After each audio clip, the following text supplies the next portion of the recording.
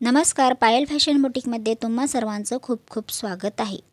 तर आजच्या व्हिडिओमध्ये आपण फोरटक्स ब्लाऊजची कटिंग पाहणार आहोत। तर त्यासाठी इथे मी अस्तरला डबल फोल्ड केला आहे, कर्व पट्टी घेतली आहे, साधी पट्टी घेतली आहे, चॉक आणि कैची आणि मेजरमेंटसाठी टेप घ्यायचा आहे। तर या वस्तूंची आपल्याला गरज पडणार आहे। तर फोरटक्स ब्लाऊज कटिंग करायचं आहे, तर इथे मी अस्तरचा कपडा डबल फोल्ड केला आहे। तर त्याची मापे आपण स्क्रीनवर पहा। उंची आहे 15 इंच, छाती आहे 36 इंच, मुंडा आहे 6 इंच। तर उंचीमध्ये आपल्याला 1 इंच मिळवायचं आहे, जे की आपली उंची 15 इंच आहे। तर त्याच्यामध्ये आपल्याला 1 इंच मिळवायचं आहे शिलाई मार्जिनसाठी। आणि जो आपला शोल्डर आहे तो 5.5 इंच शोल्डर घ्यायचा आहे। मुंड्याचं मार्किंग 6 इंचावरती करायचं आहे आणि या इथूनही चेक करायचं की ते 5.5 आहे की नाही। तर 5.5 आहे, तर मग या दोन लाईन आपल्याला मिळवून घ्यायच्या आहेत तर स्केलच्या मदतीनं। ते या इथं पाहू शकता, स्केलच्या साहाय्याने मी ह्या दोन लाईनी मिळून घेतलेल्या आहेत आणि स्केलच्याच मदतीनं पुढे ही लाईन आखून घेतलेली आहे। तर आता छाती 36 इंच आहे, तर इथे 9 इंचावरती मार्किंग करायचं आहे। 9 इंच म्हणजे चौथा भाग आपला 9 इंच येत आहे आणि त्याच्यामध्ये 2 इंच मिळवायचं आहे, जे की आपलं शिलाई मार्जिन असणार आहे। तुम्ही 1 इंच किंवा 1.5 इंचही घेऊ शकता। आणि या इथं आर्म होलच्या बाजूला 1.5 इंचावरती किंवा 1.25 इंचावरती मार्किंग करायचं आहे। डीप नेक गळा आहे, तर तुम्ही 1.25 इंचावरती मार्किंग केलं तरीही तुमचं अशा चुना पडणार नाहीत पाठीमागे। तर त्यासाठी 1.25 इंच किंवा 1.5 इंच जरी केलं तरी काही हरकत नाही। तर आता आपलं वरचं मार्किंग झालेलं आहे, तर कमरेचं मार्किंग या इथे घ्यायचं आहे। तर कमरेमध्ये मी 3 इंच एक्स्ट्रा घेणार आहे। तर 3 इंच एक्स्ट्रा कशासाठी घ्यायचं आहे? 1 इंच आपला टक्ससाठी जाणार आहे आणि 2 इंच आपलं शिलाई मार्जिन असणार आहे। कारण 1 इंचाचा आपण टक्स मारतो, जो पाठीमागे जो डाट पॉईंट असतो तो वाला। आणि टक्सचं मार्किंग आपल्याला 4 इंचावरती, रुंदी 4 इंच आणि उंची पण 4 इंचावरती घ्यायची आहे।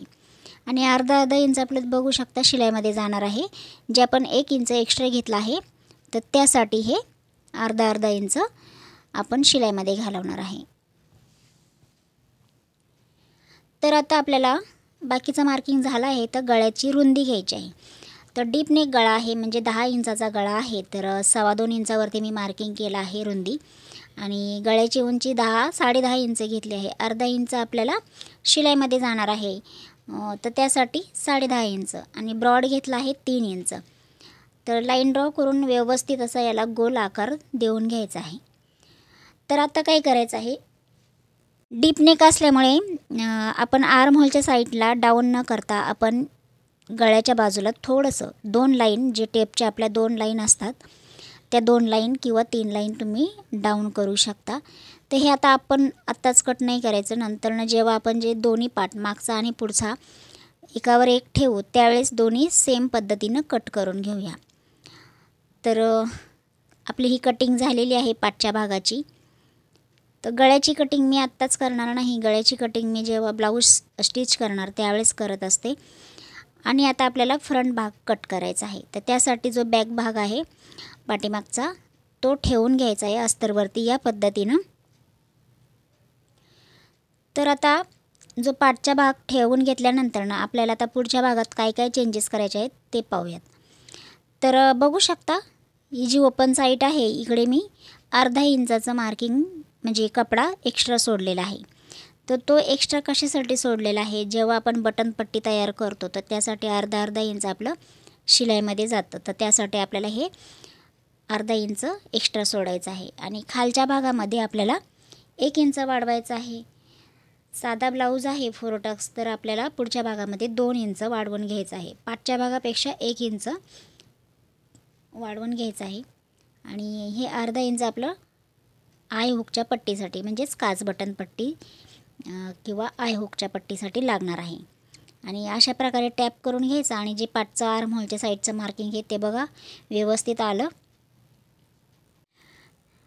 तर आता या इथं आपण गळा रुंदी घेणार आहोत। 2.25 इंच पाठच्या भागाची गळा रुंदी घेतली होती, तशीच पुढच्याही भागाची 2.25 इंच आणि लेंथ आहे ती 6 इंच घेतली आहे, जे 5.5 इंचाचा आपला गळा तयार होणार आहे।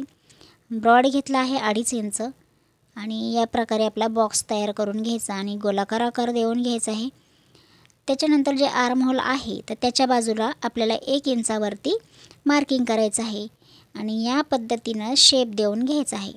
तुम्ही आतूनही शेप देऊ शकता, थोडासा जी लाईन आहे त्याच्या आतमध्ये जरी दिला तरी काही हरकत नाही, पण जास्त नाही द्यायचा. आणि गळ्याच्या बाजूला जसं पाठीमागच्या भागामध्ये म्हणजे पाठीमागचा जो पार्ट आहे त्याच्यामध्ये आपण गळा आतल्या बाजूला डाऊन केलं तर तशाच प्रकारे इथेही करून घ्यायचं आहे. आणि आपला डाट पॉईंट असणार आहे 11 इंच, तर 11.5 इंचावरती मार्किंग केलं आहे. आणि आपला जो योकपट्टी आहे ती 4-4.5 इंचावरती घ्यायची आहे, कारण ब्लाऊज उंच आहे म्हणजे मोठा आहे लेंथला, तर 4.5 इंचावरती मी इथं योकपट्टीचं माप टाकून घेतलं आहे. आणि कमरेच्या बाजूला 3.5 इंच, 1 इंच कमरेच्या बाजूला आपल्याला कमी घ्यायचं आहे. आणि या पद्धतीने लाईन करून 3.5 इंचावरती किंवा 3 इंचावरती तुम्ही शेप देऊन घेऊ शकता अशा प्रकारे. तर हा स्केलच्या साहाय्याने घेतला आहे आणि नंतर तुम्ही याला व्यवस्थित असा आकार देऊन छानसा शेप देऊन घ्यायचा आहे. तर कमरेच्या बाजूला पण तुम्ही असं थोडंसं वरती घ्यायचं आहे, तर तिथं पण असं थोडंसं कट केलं ना तर शेप खूप छान येतो, फिटिंगला ब्लाऊज मस्त बसतो. आणि 4 इंचावरती आपल्याला टक्स घ्यायचा आहे. जो हा टक्स आहे आपला तो 4 इंचावरती घ्यायचा आहे रुंदीला, आणि मग अर्धा इंच शिलाईमध्ये घ्यायचं आहे, किंवा तुम्ही 1 इंचही घेऊ शकता. तर त्यासाठी साईड कमरेच्या बाजूला आपल्याला एक्स्ट्रा कपडा घ्यावा लागणार आहे जर 1 इंच घ्यायचा असेल तर, म्हणजे 2 इंच टक्स. आणि या इथं गळा आणि योकपट्टीचा मधला भाग मोजून घ्यायचा आहे आणि त्याचा मध्य काढून त्या तिथे टक्स द्यायचा आहे 2.5 इंचावरती. तर याही इथं 2.5 इंच भरत आहे. अशा प्रकारे हा पण आपण टक्सचं मार्किंग केलं आहे. आणि कमरेच्या बाजूचं जे आहे ते थोडं क्रॉस घ्यायचं आहे, तर इथे 1.5 इंच घ्यायचं आहे आणि क्रॉस लाईन आखून घ्यायची आहे अशा प्रकारे. आणि या इथं 1.5 किंवा 2 इंच जरी घेतलं तरी काही हरकत नाही. आणि इथे पण अर्धा इंच आपल्या शिलाईमध्ये जाणार आहे. तर एकदम सोप्या पद्धतीने मी तुम्हाला 4 टक्स ब्लाऊज कसा कटिंग करायचा हे मी तुम्हाला सांगितलेलं आहे. एकदम सोपी पद्धत आहे. या पद्धतीने तुम्ही कट करून पहा आणि ब्लाऊज स्टिचिंग करून पहा, एकदम परफेक्ट असा तुमचा ब्लाऊज येणार आहे. तर या इथं बघा आर्म होलच्या साईडने मी थोडंसं आतूनही कट केलेलं आहे, जेणेकरून आपला पुढचा जो मुंडा आहे तो फिटिंगमध्ये बसणार आहे आणि असा चुना वगैरे पडणार नाही. तर त्यासाठी थोडंसं आतनं कट करायचं आहे. आणि ही योकपट्टीचा जो एक्स्ट्रा आहे तो काढून फेकायचा आहे. तर या पद्धतीनं आपला हा पुढचं कटिंग पण तयार झालेला आहे. तर अशा प्रकारे आपलं फ्रंट साईड आणि बॅक साईडही कट करून झालेली आहे. तर आता मी तुम्हाला स्लीव्स कटिंग कशी करायची आहे ते मी तुम्हाला दाखवणार आहे. तर स्लीव्ससाठी जो अस्तरचा उरलेला कपडा आहे तो घेतलेला आहे.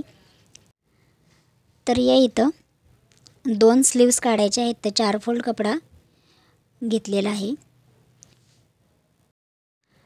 तर या इथं 8 इंचावरती मार्किंग करणार आहे. 6 इंचाची उंची आहे तयार ब्लाऊजची, पण 2 इंच मी एक्स्ट्रा का घेत आहे, कारण आपण जसा साधा बिना अस्तरचा ब्लाऊज जसं शिवतो हाताला त्या पद्धतीने इथं मी फोल्ड करणार आहे, कारण लेस नाही आहे. आणि 8 इंच 8.5 इंच इथं बाही रुंदी घेत आहे. जास्त करून जी छातीची चौथा भाग आहे तेवढंच घ्यायचं आहे, पण इथं कपडा कमी आहे तर काही हरकत नाही. आणि 2.5 इंचावरती डाऊन करायचं आहे. 2 इंच 1.5 इंच या इथं मार्किंग करून घ्यायचं आहे, 1.5 किंवा 2 इंचावरती. आणि नंतर शेप देऊन घ्यायचा, बाही रुंदी घ्यायची आणि बाही रुंदीमध्ये शिलाई मार्जिन ॲड करायचं आहे. आणि मापे टाकून झाल्यानंतर ना पुढच्या भागाचं पण मार्किंग करायचं आहे. तर या पद्धतीनं अर्धा इंच आपल्याला पुढच्या भागासाठी डाऊन करायचं आहे. आणि कट करून घेतल्यानंतर जो पुढचा भाग आपण मार्किंग केलेला आहे ते आत्ताच न कट करता जेव्हा आपण ब्लाऊजचा अस्तर जॉईन करू, म्हणजे ह्या बाह्यांना अस्तर जॉईन करू त्यावेळेस ते मागचे पुढचे बघून व्यवस्थित असं कट करून घ्यायचं आहे. तर तुम्हाला आजचा व्हिडिओ कसा वाटला कमेंट करून नक्की सांगा. व्हिडिओ आवडला असेल तर लाईक शेअर सबस्क्राईब नक्की करा.